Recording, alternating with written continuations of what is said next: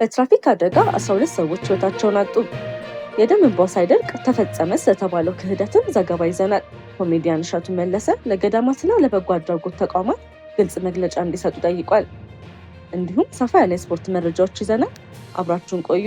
ሰላም የተከበራችሁ የሀበሻ ጎል ዜና ዩቲዩብ ቤተሰቦቻችን፣ እንደተለመደው በዛሬው ስርጭታችን ውስጥ ትኩረትን የሚስቡ ክስተቶችን፣ የፖለቲካ፣ የኢኮኖሚ፣ የማህበራዊና ሌሎች ወቅታዊ ጉዳዮችን በዝርዝር ልናቀርብላችሁ ተዘጋጅተናል። እስከ ቪዲዮ መጨረሻ ድረስ ከኛ ጋር አብራችሁ እንድትቆዩ በታላቅ አክብሮት እንጋብዛችኋለን። ከኛ ጋር በመቆየት አንዳችም ጠቃሚ መረጃ እንዳያመልጣችሁ ያድርጉ።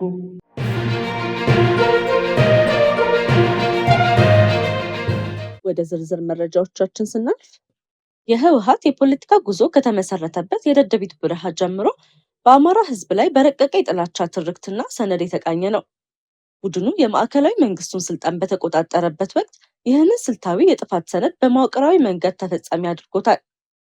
በዚህም በአማራ ህዝብ ላይ ከባድ ሰቆቃን አድርሷል። በመላ ኢትዮጵያ የማይሻር የታሪክ ጠባሳን ጥሎ አልፏል። ሀገሪቱንም ለማያባራ የእርስ በርስ ግጭትና የብጥብጥ ፈንጂ አጥምዶ ለምስቅልቅል አድርጓታል።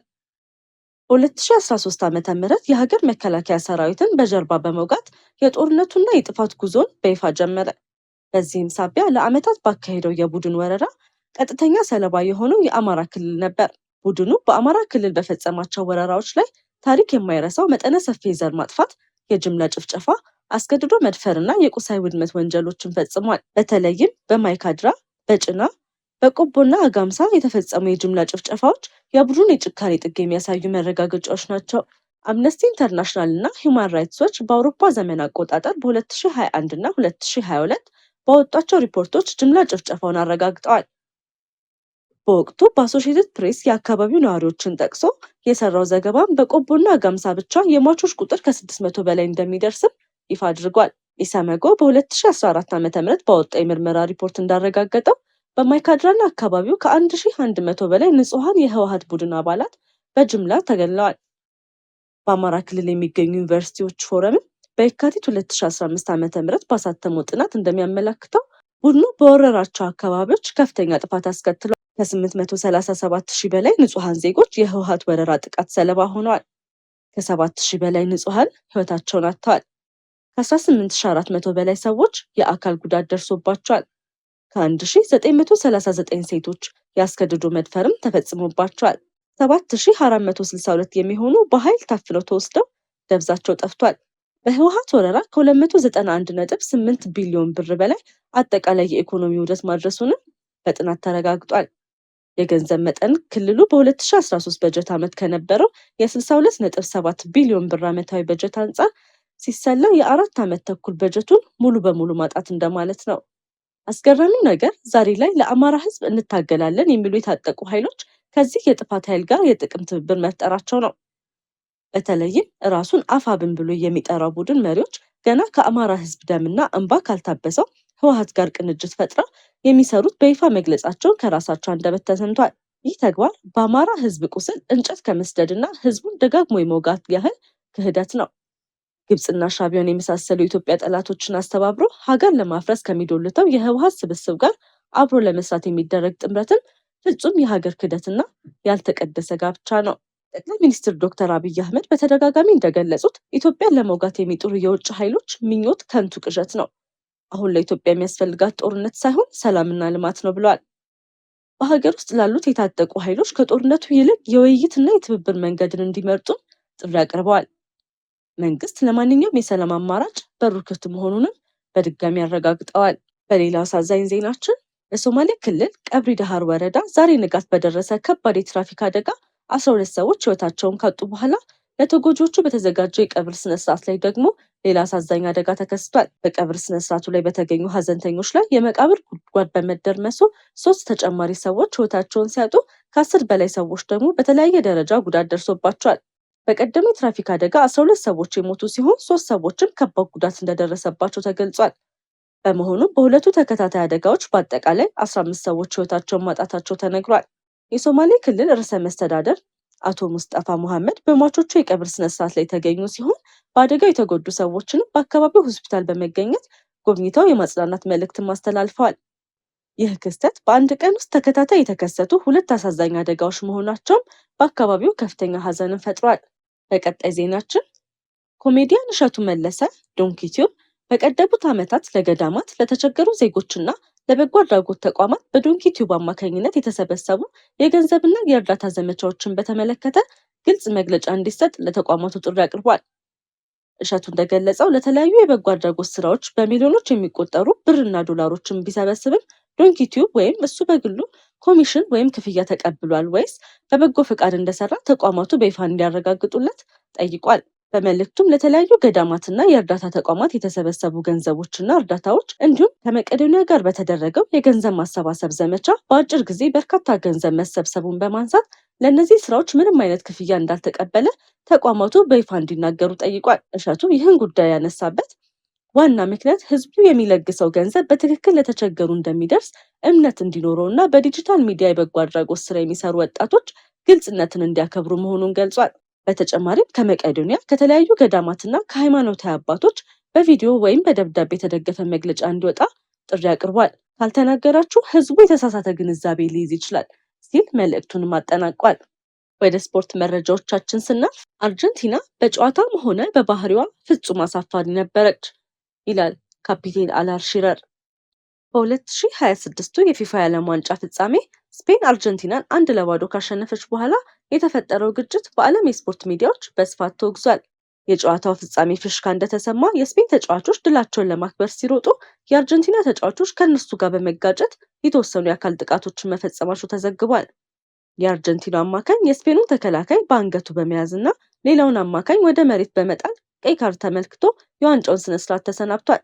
በሌላ በኩል የአርጀንቲናው ቀኝ ተከላካይ አንድ የስፔን ተጫዋችን በሆዱ መቶታል የሚል ክስም ቀርቦበት ነበር። ከዚህ በተጨማሪ በመደበኛው ጨዋታ መጨረሻ የአርጀንቲና አማካኝ በስፔኑ ተከላካይ ላይ ከባድ ጥፋት በመፈጸሙ ቀይ ካርድ ተመልክቶ ከሜዳው ተሰናብቷል። ይህም የፍጻሜውን ጨዋታ በውጤቱ ብቻ ሳይሆን በከፍተኛ ውዝግብና በግጭቶቹ እንደተሞላ አሳይቷል። የስፖርት ተንታኞችም በተለያየ መልኩ ከባድ ትችቶችን ሰንዝረዋል። የቀድሞ የእንግሊዝ ካፒቴን በቢቢሲ ላይ ሲናገር ይህ በጣም አስከፊ ነው፣ ሽንፈት ያማል፣ ግን ሽንፈትን የሚቀበሉበት መንገድ አለ። ከአርጀንቲና ይህን አይነት ባህሪ ብዙ ጊዜ አይተናል ብሏል።